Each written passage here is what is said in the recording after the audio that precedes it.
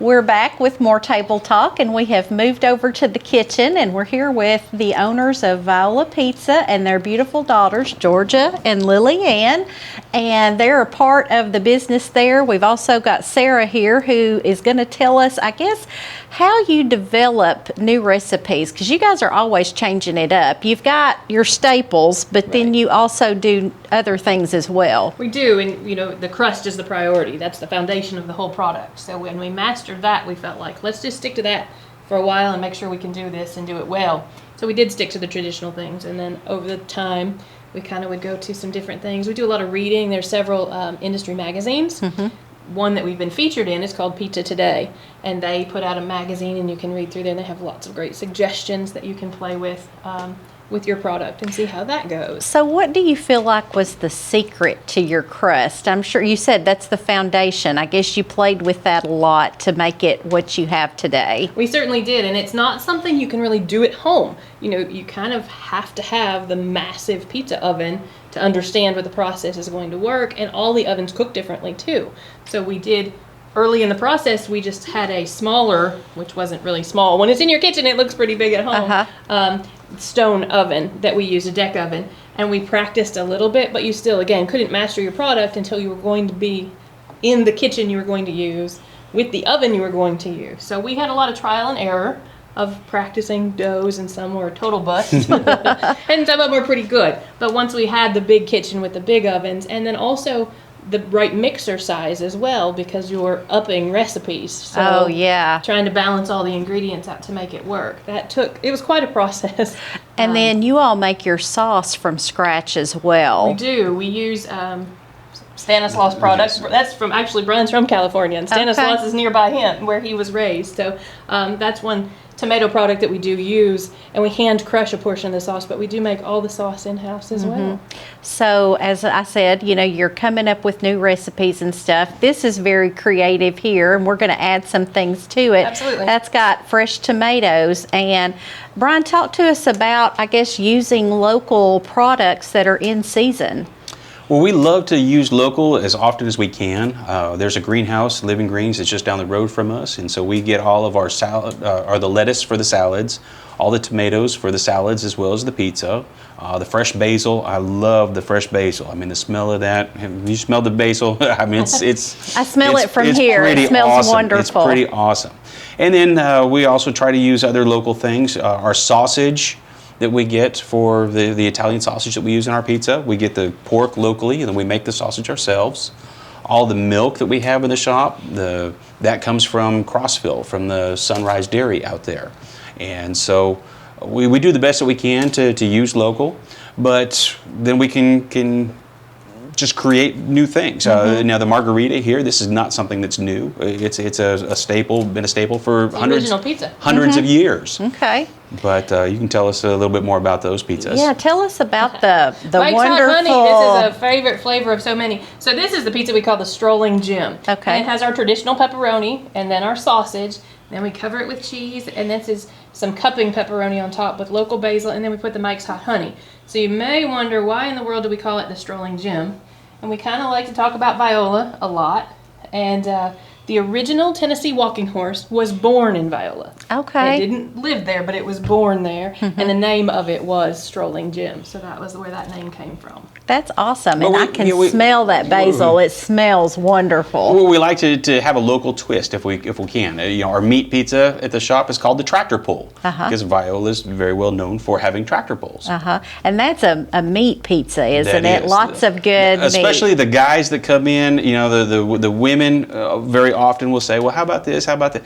Well, I was looking at the tractor pull. So it's kind of fun. So Sarah, about, like, you know, I see on social media sometimes you'll throw things out there about developing new things. What's your process of, like, thinking, okay, for this month we're going to do a special? I think of your dill pickle pizza, things like that. So in Las Vegas every year in the spring, there's a pizza expo, and it's essentially 8 or 9 football fields of pizza vendors. And there's some fabulous demos that you can set through. And we found the pizza industry to be very giving of information. Nobody seems to think, oh, I know how to do that and I'm not going to share it with you. So the famous pizza people do these demos, and you can sit through them and learn and ask questions and gather information. And that's where we've gotten a lot of information over the years. I've been able to go all 5 years except the 1 year we weren't anybody able to go. And then Brian's gone with me, our sons have gone, my mom is gone. So combinations of us all keep going out there just to see what we all pick up, because we all learn differently and pick different things up. So like the dill pickle pizza, we saw that was kind of trending, and we thought, well, let's give it a try and see what we can come up with. That's pretty scary to think, I'm not so sure I like dill pickles that well. So we did go to the store, grab a jar of dill pickles and say, let's try this. And it was the worst thing we have ever made. Oh, no. It took a whole lot more research to figure out exactly how these dill pickles should taste. And once we got there, we were able to make them, and they're made in-house. We make our own dill pickles. Yeah. We discovered it wasn't out of a jar. So we make their own dill pickles. And then the Thanksgiving one, they're just some favorite pizzas that people like, and they ask about them, and we put them out there. But also seasonal things. We've done some with microgreens and strawberries. We do a gorgonzola cheese and blueberries or blackberries when those things are in season. So we just I spend a lot of time researching just to see what would be different, and it keeps people coming in and trying different things. So tell us what we can anticipate with the Thanksgiving pizza. What all's going to go on that? So it's our signature crust. Everything starts with the crust. We don't modify that at all usually. And then it's a turkey gravy instead of the red sauce. And then there's some cheddar cheese, and then our traditional cheese blend, some dressing, a little bit of turkey, and then we finish it off with a homemade cranberry glaze. That sounds wonderful. Let's just have that for Thanksgiving. But it is neat. And back to the Las Vegas, the Pizza Expo, we were able to find products that we may not necessarily have access to, especially here in Viola, being in such a small area. The hot honey, we were really on the front end of that trend. A lot of places now have hot honey, but we've had that for several years now. The chili oil that we've got is something that we've started using with our Jenny pizza. You want to tell them about the Jenny pizza? So the Jenny pizza was something we learned this year in Las Vegas when we were out there in March. And it's in a hand-rolled steel pan. And we don't cook these pizzas on a pan. We just cook them on a stone. Right. Slide them in and out of the oven. So it is a craft. It's not dummy proof. It's a craft, and we have to learn how to do it. But this particular pizza, it's the same size dough ball that we use for these, and we put it in a hand-rolled steel pan. And then we stretch it and make it square instead of round. And we put a seasoning blend underneath it in oil. And so it's a little bit more of a fried crust on the bottom. And then cheese all the way to the edges. It's a square pizza, and it's cut into 9 squares. And the cheese goes right on top of the crust. And then we put sauce in lines across it. So it's a grandma-style pizza. More if you were cooking it at home. That's what your pizza would come out looking like. Okay. And then we finish it again with the fresh basil, and then the chili oil is a favorite flavor that's coming up now. And so we put the chili oil on it too. So between the seasoning that's underneath that crust and the chili oil on top, it's got a lot of stacked flavors.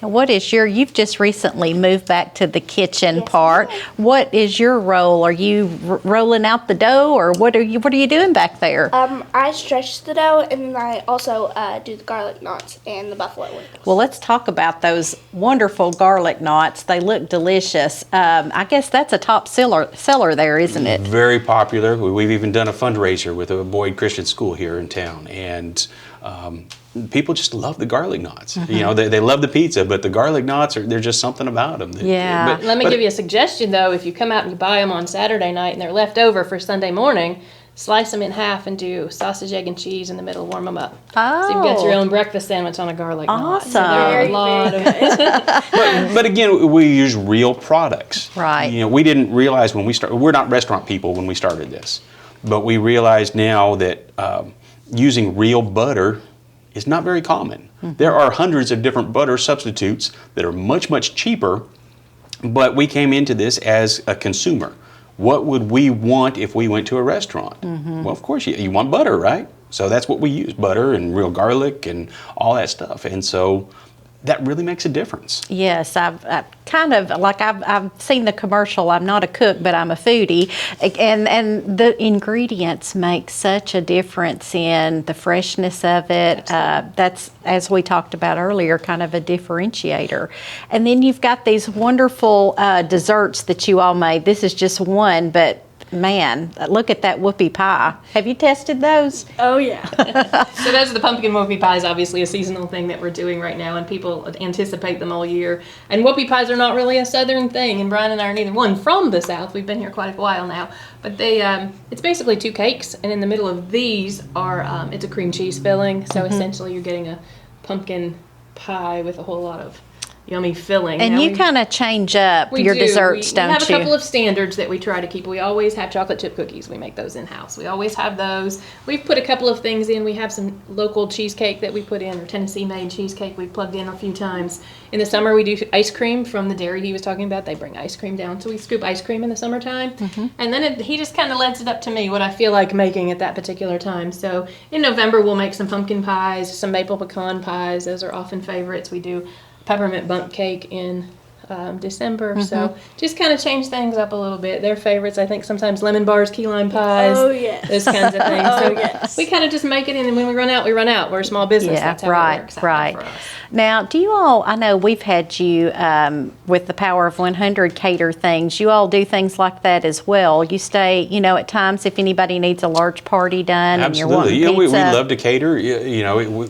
We're open Thursday, Friday, and Saturday, of course, but we can work something out. If somebody has an event going on a Tuesday or a Monday, just let us know. We'll do what we can to accommodate. Lately we've done a lot of rehearsal dinners. On Friday nights or Thursday nights, even people are coming out and getting large orders of pizza to take back to rehearsal dinners. We've delivered them to rehearsal dinners in the last little while, but we are certainly able to do that. Off-site catering, we can also do it on-site if somebody wanted to use the restaurant just privately. We can do that on some of the nights as well. Okay, all right. Is there anything about pizza we have not covered yet? I feel like we've talked about all kinds of things. I think you can talk about pizza. We love pizza, and we love sharing it, and even through the Slice of Bluegrass show. I was going to say, you kind of come from a music background, and you all do film Slice of Bluegrass, which airs on Channel 6. That's a kind of a monthly taping you all do there, or how we often? shoot about once a month, but it is a fresh show every week. We've shot 3 years worth, 150 some odd shows now. And you have nights where you have live music and things like that occasionally? We don't because of the royalty situation, but we are excited about, we are going to do an audience sing-along for Christmas time. Nashville artist Buddy Jewell will be there. He's a good friend of ours. He performed at our 1-year celebration, 1-year anniversary, but he's going to come in December 6th. And it's a Tuesday night, so people can buy tickets to the celebration, and they'll get a full meal out of it, and then they'll get some audience participation time there with Buddy Jewell. That'll be fun. It will be a lot of fun. And if we sell out of that one, we can always add another date too. We're excited for Christmas. We're excited about that. People can sing along to some of the standards, Silent Night and Jingle Bells, and things like that, and just have a wonderful time leading up into the holiday season. Well, I'll just say we appreciate so much you all taking this on and putting your heart and soul and family to be a part of a small business in Viola that is being enjoyed regionally. People come from all over to eat there, and the pride you take in everything you make. And then the great example you guys are giving your children. We talked about that a little bit, work ethic and things like that. It is a true family business.